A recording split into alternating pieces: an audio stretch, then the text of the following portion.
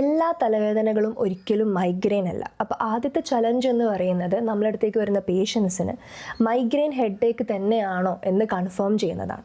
Migraine എന്ന് പറയുമ്പോൾ നിങ്ങൾക്ക് അതിൽ മൈഗ്രെയിനിലേക്ക് നിങ്ങളെ തള്ളിവിട്ട ഒരു എക്സ്റ്റേണൽ ഫാക്ടർ ഉണ്ടാകും. പലപ്പോഴും അത് ചിലപ്പോൾ നമ്മളൊരു നേരം വിശന്നിരുന്നതോ, ഒരു രാത്രി ഉറങ്ങാതിരുന്നതോ, അല്ലെങ്കിൽ എന്തെങ്കിലും ഒരു സ്ട്രെസ്ഫുൾ ആയിട്ടുള്ള ഒരു ഈവൻറ്റ് ലൈഫിൽ നടക്കുന്നതോ, അല്ലെങ്കിൽ ഒരു യാത്ര പോയൊരു കുറേ നേരം യാത്ര ചെയ്തതോ അത്രയൊന്നും വേണ്ടി വരില്ല. ചിലപ്പോൾ തൊട്ടടുത്തിരിക്കുന്ന ഒരാൾ ഉപയോഗിച്ചൊരു പെർഫ്യൂമോ, റൂമിൽ യൂസ് ചെയ്ത റൂം ഫ്രഷ്നറോ, കാർ ഫ്രഷ്നറോ, ഇങ്ങനെ എന്തെങ്കിലും ഒരു ചെറിയ ഫാക്ടർ ആകാം.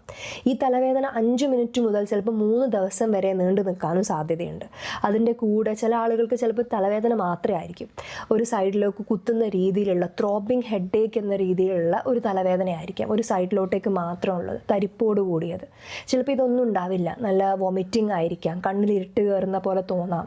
ചില ആളുകൾക്ക് തല കറങ്ങുന്ന പോലെ ആയിരിക്കാം. 3 ദിവസം വരെ അവർക്ക് വേറെ ജോലികളൊന്നും ചെയ്യാതെ അതൊരു സിവിയർ ഹെഡേക്ക് എന്നുള്ള ഒരു എൻറ്റിറ്റിയിലേക്ക് വരെ അവർക്ക് പോകാവുന്നതും ആകാം. ഇങ്ങനെയുള്ള ഒരു ത്രോബിങ് ഹെഡേക്ക് അല്ലെങ്കിൽ കുത്തുന്ന ഈ ഒരു വേദന വരുമ്പോൾ ആദ്യം തന്നെ അത് വീട്ടിൽ ഇരുന്ന് റെസ്റ്റ് എടുത്തിട്ടെല്ലാം മാറും എന്ന് പറഞ്ഞിരിക്കരുത്.